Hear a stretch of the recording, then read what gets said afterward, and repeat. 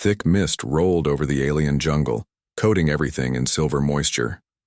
Strange calls echoed in the trees, and red vines pulsed softly, like veins under skin. The planet, known as Kalor 7, was dangerous even to the most advanced species. Predators here didn't wait. They hunted with speed, silence, and deadly precision. Commander Virea, a skilled warrior of the Zalari race, crouched on a wide tree branch, her dark eyes scanning below. She wore smooth armor shaped to her body, made for speed. Her skin shimmered faintly under the moonlight, pale violet with stripes of black that marked her rank. Virea was on a mission. Hunt the human who had crash-landed 2 days ago. Reports said he survived the crash alone and vanished into the jungle. The others had laughed. Humans, they panic and die. He won't last a day, they said. But it had been 48 hours, and scanners still picked up signs of life. Curiosity grew inside her. This wasn't just about orders anymore. Virea wanted to see him with her own eyes, to hunt him, to understand how he was still alive. She moved through the trees like a shadow, swift and silent. Her sharp senses caught movement below, someone walking, not running. She frowned. There he was. A man, tall for a human. He had a rough beard, dirt on his clothes, and a long scratch down one arm. He held a broken piece of metal like a weapon, and he was calm. Virea narrowed her eyes. Why wasn't he running? Most beings, when they sensed her, tried to flee. They screamed or begged or fired useless weapons. But this human, he was walking through the jungle like he owned it. Like he was hunting. She leapt from the tree, landing silently behind him. Then she stepped forward, letting her presence be known. Her boots crunched on the leaves. The human turned around slowly, his gaze meeting hers without fear. Virea stepped closer, her voice cool and firm.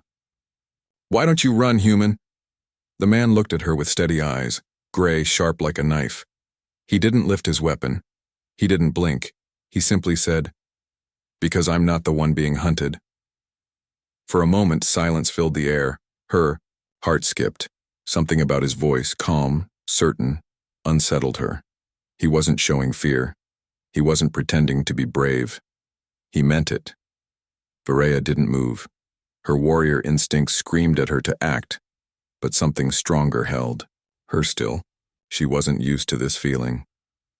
The human gave a small nod and stepped past her, like she was just a tree in his way. Her pride twitched, but she didn't stop him. She followed at a distance, silent now, watching. He moved carefully, eyes scanning, hands touching bark and earth like he was reading the jungle itself. He set a rock on top of a moss patch, a trap marker. She realized he wasn't surviving by luck. He was studying the planet, using it. A strange mix of respect and suspicion grew in her. Who was this man? That night she returned to her outpost. The base was hidden under the roots of a massive tree. As she entered, the younger soldiers stood and saluted. She ignored them and went straight to the control screen. Show me the human's history, she ordered. The data file opened. Name: Cal Renner, human. Earth Military Explorer Division. Survivor of 6 crash missions. Death world experience. Confirmed. Status: highly adaptable. Virea leaned back. She whispered to herself, what kind of creature survives 6 death worlds? The next morning she returned to the jungle. This time she kept her distance. Cal was building something. He stacked branches, layered leaves, used stones to build a small wall. A shelter. Efficient, simple, smart. He drank from a leaf like it was a cup. He avoided poison roots. He even made smoke that rose in small rings. A signal? But not for rescue. It was a code. She couldn't crack it. He knew someone was watching him. Maybe. He knew it was her. Virea suddenly remembered an old tale told to young Zalari. It went like this. If you meet a human and they do not run, leave. It means you are not hunting them. They are watching you. They are testing you. And you might not pass. She had always thought it was a warning meant to scare younglings. Just a story. But now the words echoed inside her like thunder. She watched Cal sit down, sharpen his broken metal weapon, and eat carefully from a root he cooked on a heated stone. Every action he took was deliberate, controlled. He wasn't scared, he was waiting. That night, she couldn't sleep. She stared at the stars through the small dome above her bunk. Why did his answer chill her? She had faced monsters 10 times her size, fought in battles where fire rained from the sky. But never had she felt this kind of pressure from a single man with a calm voice and tired eyes. The next day, she knew what she had to do. She would stop hunting him. Instead, she would learn from him, because if this human truly wasn't the prey, then she needed to ask herself one thing. Who was? The jungle was quiet again, not because it was safe, but because something dangerous moved through it. Every insect, every small animal, every leaf in the wind paused, watching, waiting. Commander Viewership crouched in a tree's shadow, her breathing slow and controlled. She wasn't hunting today. She was watching the human. And something inside her felt strange, like her role had changed without her permission. She had hunted many creatures before, some smart, some strong. But this human, Cal Renner, was different. He didn't act like prey. He moved with confidence, not carelessness. He left signs for her to follow, but only if she was clever enough to notice. She didn't know if he was warning her or leading her into a test. From her hidden spot, she saw him again. Cal was working near a rock wall, stacking pieces of sharp crystal and vines in a certain pattern. It looked like a trap, but more advanced than any she had seen. His hands were fast but careful. No wasted movements, no fear. Viewership narrowed her eyes. She activated her scanner quietly. Reading, energy pulses, vibration trigger, explosion radius, medium. It wasn't just a trap. It was a signal flare and a weapon in one. Homemade, built from scraps. Human instinct turned into survival science. She clicked off the scanner.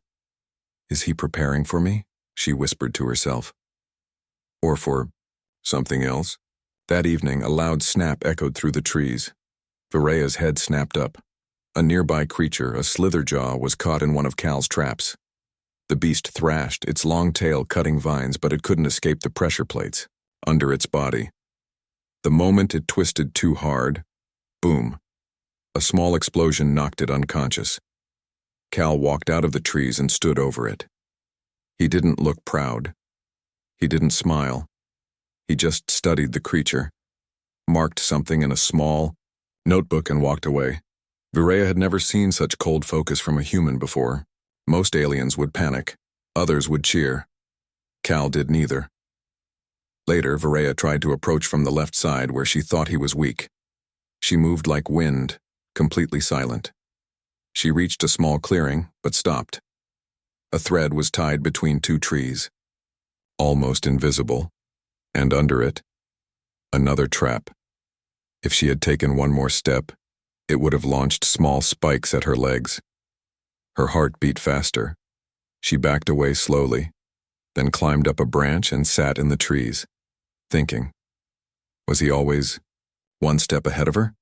She was trained in tracking, ambushing, surviving harsh environments. But he had lived here for only 3 days, and already turned the jungle into his home. Back at her base, Viewership sat before the glowing screen again. The officers looked at her with confusion. Commander, one asked, have you captured the human yet? She shook her head. No, I'm not ready. Not ready? The young officer blinked. He's just one man. Viewership turned toward him slowly. He's a human who treats this death world like a classroom. You laugh at him. That's your mistake. The room went quiet. Continue monitoring his path, she ordered. I don't want him harmed, not yet. The next day, something happened. Viewership watched Cal leave a pile of strange fruit near a tree. At first, she thought it was food for himself, but he walked away and didn't return. Hours passed. Then, in the evening, she saw it. A group of flying creatures landed, drawn by the scent. And in the tall grass nearby, something even bigger moved, a Rax beast. She froze. Rax beasts were among the deadliest predators on Kalor 7. Heavy, armored, blind, but with a perfect sense of smell. They hunted anything with a scent. Cal had lured the beast. The flying creatures screeched and scattered, but the beast kept coming, straight toward the area Cal had rigged earlier. And then, it happened. As the Rax beast stepped into the trap zone, a large net made of vines, stones, and crystals dropped from the trees. The ground shook and gas burst from the soil. The beast roared and fell, stunned. Cal stepped out of the bushes again. He didn't even flinch at the roar. Berea stared, in disbelief. He had just taken down one of the deadliest creatures on this world, without using a single gun. She felt her pride crack a little. She had judged him too quickly. This human wasn't just surviving. He was controlling the land around him, shaping it, predicting the creature's moves better than her own warriors ever could. And that's when the thought finally reached her. Maybe I'm the one being hunted. She followed him more carefully now. Every step felt heavier. That night she made camp in a tree, but she couldn't sleep. The jungle rustled below, but her thoughts were louder. What kind of human doesn't panic? What kind of mind sets traps not for protection but to learn the enemy? She recalled the words he said when they first met. Because I'm not the one being hunted. It wasn't a warning. It was a truth. The next morning, Berea woke to something strange. On the branch beside her sat a single piece of fruit. The same kind Cal had used to lure creatures. No beasts were near. No traps went off. It was a message. He knew where she was, and instead of attacking, he left a gift or a challenge. Maybe both. She picked up the fruit, examined it, and smiled. Just slightly. This is no ordinary prey, she whispered. Now she wasn't just curious. She was impressed. The jungle had a strange quietness that day. The usual sounds of birds and insects seemed to fade, as if the forest itself was holding its breath. Commander Berea moved carefully, her senses alert. She wasn't hunting anymore. She was watching. Learning. For days, she had followed the human Cal Renner through the thick alien foliage. He had survived on this dangerous world for longer than anyone expected. More than that, he had learned to use the jungle against itself. He set traps, made signals, and studied every move of the predators. But today, something unexpected happened. As Berea moved through a narrow path, hidden by giant leaves, she suddenly saw a flash of movement. Before she could react, a huge creature sprang from the bushes, a native predator, the Krell beast with sharp claws and powerful jaws. Berea drew her weapon and prepared to fight, but before she could act, Cal appeared out of nowhere. Without hesitation, he tackled the beast, pushing it away from her. The creature snarled and tried to snap at Cal, but Cal grabbed a sharp stick and jabbed it fiercely. "Get away from her," Cal shouted. Berea watched in surprise. She was used to being the strongest in the fight. She never expected a human to save her. When the beast finally fled, Cal stood up, breathing heavily. He looked at Berea and said, "You're lucky I was nearby." Berea felt her cheeks warm with something she had never felt before: gratitude. She nodded silently. Later, as they both rested near a small river, Berea treated her wounds with a cool green paste made from jungle herbs. Cal watched her quietly, his gray eyes thoughtful. "You didn't have to save me," Berea said at last, her voice soft. Cal shrugged. "Neither did I have to survive this jungle. But I want to." Berea studied him. There was something in his eyes, a strength not just of body but of will. "Why don't you run?" She asked again, the same question she had asked days before. Cal smiled faintly. "Because I've lost too much already. Running never saved anyone." Berea thought about those words. In her world, running was weakness. But for her people, strength was power and will. This human had both. The two spent the next few days in cautious companionship. Berea learned Cal's ways, and Cal observed her carefully. She showed him the jungle's secrets, how to listen for the silent footsteps of hunters, how to read the wind's whisper. In return, Cal taught her patience. He showed her how to build traps not to kill, but to control. How to think like the prey and the predator at once. Veraya's respect for the human grew. She began to question everything she believed about humans. They were not weak. Not fragile, not simple. They were survivors. Fighters. One evening, as the sun dipped behind the trees, Cal shared a story. "I wasn't always like this," he said quietly. "I lost my family on a distant planet. My home was destroyed in war. I've had to learn fast, to be strong." Veraya listened, understanding more than she wanted to admit. "In your world," Cal continued, "running is sometimes the only choice. But I learned, if you stand your ground, if you face your fears, you can change the story." Veraya looked at him, her heart heavy. She realized then that the human's calm wasn't fearlessness, it was courage. But the jungle had other plans. One night, as they slept in a small cave, a soft rustling woke Veraya. She opened her eyes to see glowing eyes staring at them from the darkness. A shadow wolf, a predator even she feared. Without waking Cal, Veraya prepared to fight, but the wolf attacked before she could move. Cal sprang up and faced the beast. He didn't have a weapon, only his fists. The wolf lunged. Cal dodged and punched hard, surprising the beast. The fight was fierce, but Cal's determination was stronger. Finally, the wolf retreated, wounded. Veraya stared in disbelief. She had never seen a human fight like that. As dawn broke, Veraya finally spoke. "You are not what I thought," she said softly. Cal smiled, tired but alive. "And you are not what I expected," he replied. For the first time, the line between hunter and hunted blurred. They were equals, two warriors from different worlds learning to trust. The jungle's calm was a false promise. Days after Cal and Veraya had fought side by side, a new danger crept through the dense undergrowth. Neither of them saw it coming. It started with strange noises, low growls and scratching sounds unlike anything they had heard before. The jungle's normal predators seemed uneasy. Even the birds fell silent. Veraya's instincts screamed. "Something is wrong." Cal nodded. "We need to be ready." Together they moved cautiously toward the source. The air was thick, heavy with tension. Suddenly, shadows moved faster than any known creature on Kalor 7. From the dark trees emerged a hidden species, one that had remained a secret to even the Zilari warriors.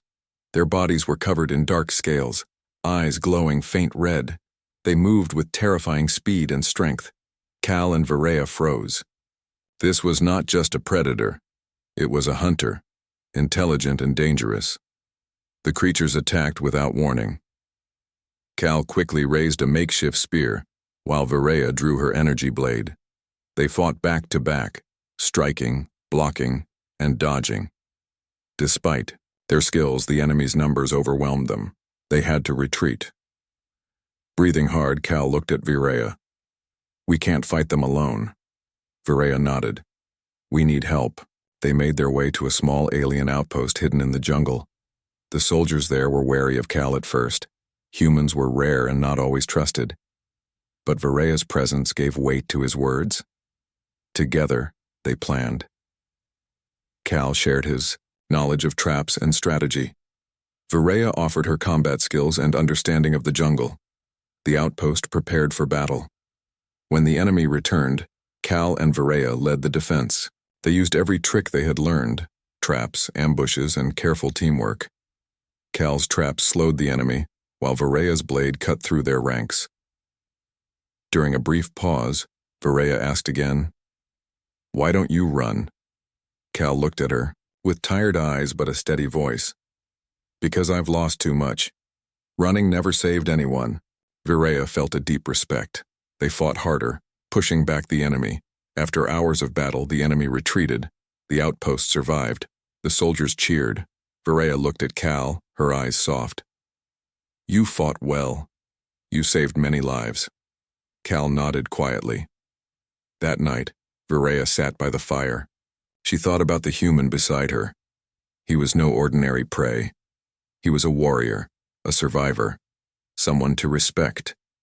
She reached out, placing a hand on his shoulder. "Your courage is rare," she said softly. Cal smiled faintly. "And your strength is inspiring." In the vast jungle of Kalor 7, two very different souls found trust. The sun rose slowly over the jungle, casting long shadows across the trees and thick vines. The battle had ended, but the marks it left were clear. Broken branches, scorched earth, and silent whispers of danger filled the air. Commander Viraya and Cal stood together at the edge of the alien outpost. The soldiers watched them closely.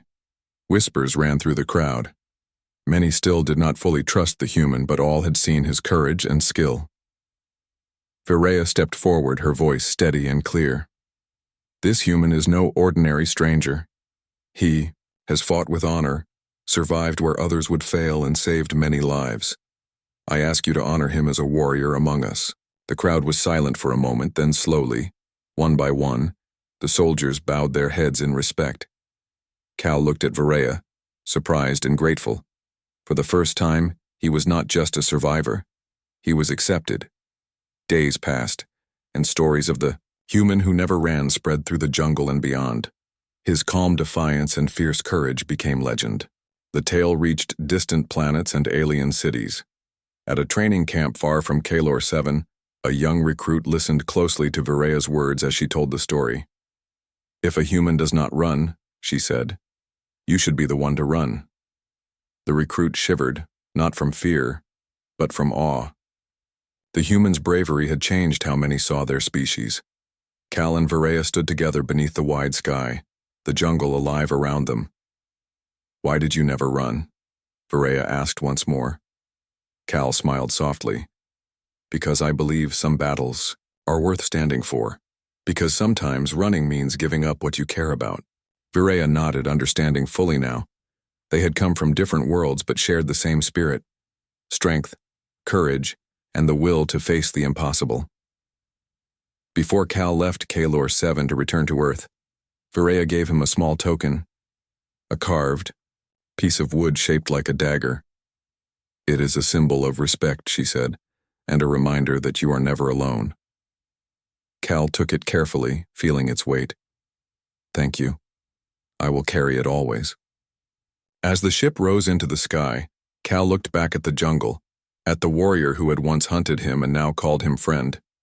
He knew this was just the beginning, and so, the story of the human who did not run spread across the stars. A story of courage, of respect earned, and of the strength that comes from standing your ground.